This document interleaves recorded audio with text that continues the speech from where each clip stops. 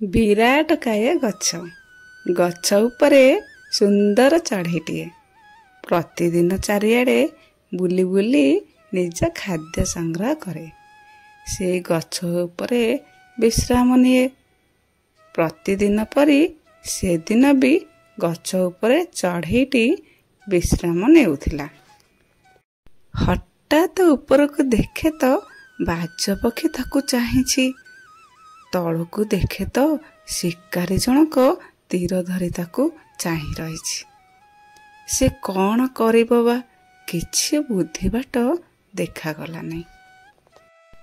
ଆଖି ବନ୍ଦ କରି ଭଗବାନଙ୍କୁ ସ୍ମରଣ କରିଲା। ହେ ଭଗବାନ, ଉପରକୁ ଉଡ଼ିଲେ ବାଜପକ୍ଷୀର ଶିକାର ହେବି। ତଳକୁ ଉଡ଼ିଲେ ଶିକାରୀର ତୀରରେ ଜୀବନ ଯିବ। ମୁଁ ଏଠାରେ କରିବି କ'ଣ? କିଛି କରିବାର ଉପାୟ ନାହିଁ ମୋର। ଯାହା କରିବ ତମେ କରିବ। ରଖିବାର ଥିଲେ ରଖିବ, ମାରିବାର ଥିଲେ ମାରିବ। ଚଢ଼େଇଟି ଭଗବାନଙ୍କୁ ବିଶ୍ୱାସର ସହିତ ସ୍ମରଣ କରିଲା। ମନ କଥା କହିଲା, କାହିଁକିନା ସେ ଭଗବାନଙ୍କୁ ବହୁତ ବିଶ୍ୱାସ କରେ।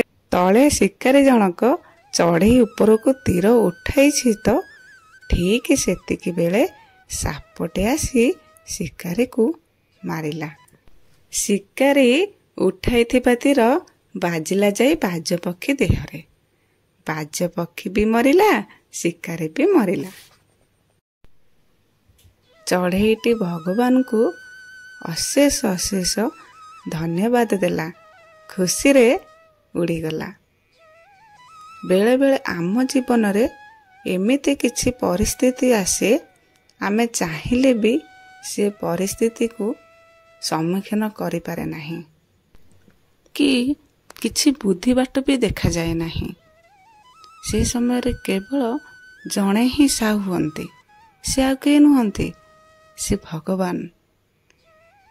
ସେ କୌଣସି ନା କୌଣସି ରୂପ ଧାରଣ କରି ଆମକୁ ସାହାଯ୍ୟ କରିଥାନ୍ତି, ନହେଲେ କିଛି ଚମତ୍କାର ବି କରିଦିଅନ୍ତି। ଯଦି ଆମ କର୍ମ ଉଦ୍ଦେଶ୍ୟ ଠିକ୍ ଥାଏ ଆଉ ଭଗବାନଙ୍କ ଉପରେ ବିଶ୍ୱାସ ଥାଏ।